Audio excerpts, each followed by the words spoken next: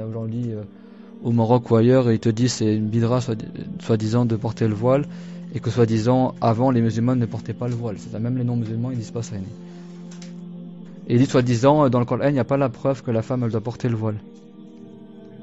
Ah oui, dans le Coran il n'est pas marqué hijab.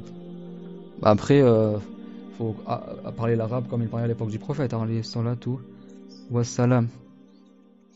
وقل للمؤمنات يغضن من أبصارهن ويحفظن فروجهن ولا يبدين زينتهن إلا ما ظهر منها وليضربن بخمورهن على جيوبهن.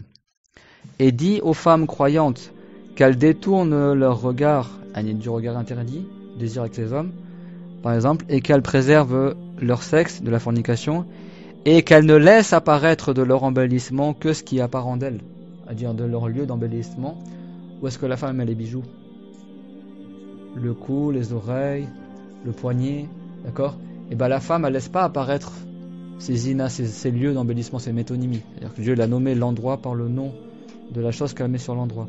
C'est-à-dire qu'elle laisse pas apparaître ses ornements, c'est-à-dire ses bijoux, c'est-à-dire l'endroit de ses bijoux, ses oreilles, son cou, d'accord, son bras, etc.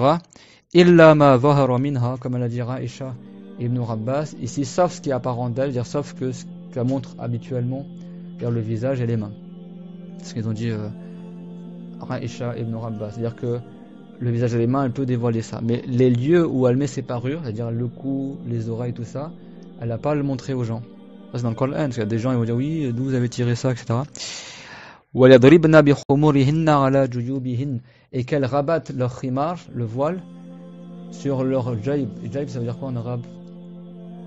Aujourd'hui, ils disent dans le sens de poche, mais à la base, jaib, ça veut dire l'encolure, l'ouverture du qamis, de la robe ici, là. Et les femmes arabes dans le passé, à l'époque du prophète, elles portaient une sorte de fichu sur la tête, mais elles laissaient pendouiller de part et d'autre de la tête. Et on voyait leur cou ici. C'est une mode en ce moment, là, chez certaines femmes du quartier, là. Elles portent un voile et elles laissent pendouiller ici, et puis après mettre un petit collier dans la main.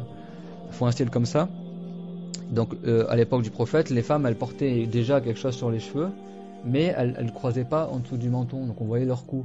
Et donc Dieu l'a dit, alors qu'elles frappent qu'elles rabattent avec leur voile, l'extrémité de leur voile, elles croisent en dessous du menton, là, pour pas qu'on voit ce qui est sous la tête.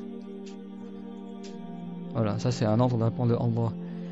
Donc ça veut dire bien qu'à l'époque du prophète, il y avait le voile. Et Dieu n'a pas dit djilbab, c'est-à-dire que le voile c'est suffisant, d'accord? C'est pas obligatoire de porter le djilbab. Voilà, donc il y a la preuve du voile dans le Coran, contrairement à ce que disent certains ignorants.